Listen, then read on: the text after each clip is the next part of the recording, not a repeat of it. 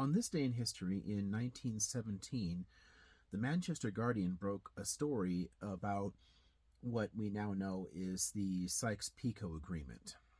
This was a secret deal worked out between Britain and France and Russia, and it actually involved the disposition of tons of territories in the former Ottoman Empire in the Arab world.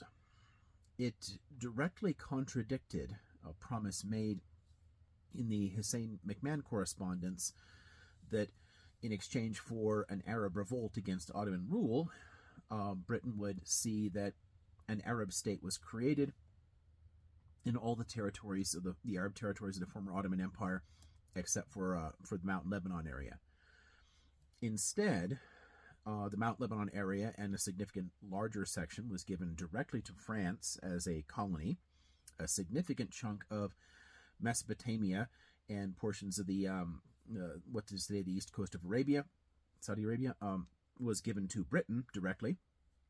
And then the interior part of Syria and portions of like the Mosul area of Iraq and stretching down into a chunk of desert down toward Jordan was going to be an Arab state under British protection. So what it envisioned was a pair of colonies and then a pair of protectorates, i.e. parts of those respective empires with some nominal self-rule.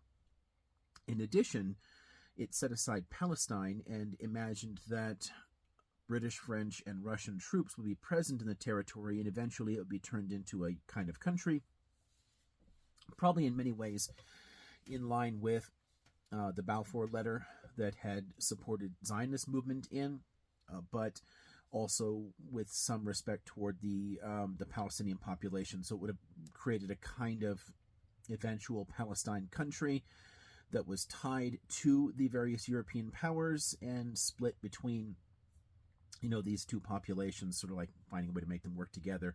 That was terribly unclear in their documents as to what they envisioned. Everyone just knew that their troops would be on the ground, so it would also be a joint protectorate. It's just poorly defined. But the betrayal of the Arab allies that had been encouraged to revolt against the Ottoman Empire and the turning over of all this territory into colonial possessions, well, that's pretty much what happened. Britain took control of Mesopotamia, created Iraq out of it. France took what became Lebanon and Syria, carved them up later. And Britain also held the areas that became Palestine and Jordan. Russia, of course, no longer relevant in the whole process because of the Russian Revolution.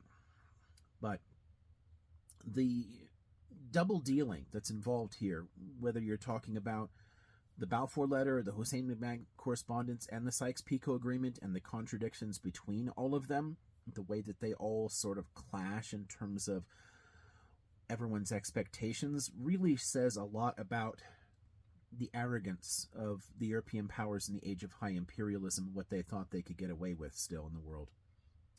So anyway, there's your little This Day in History.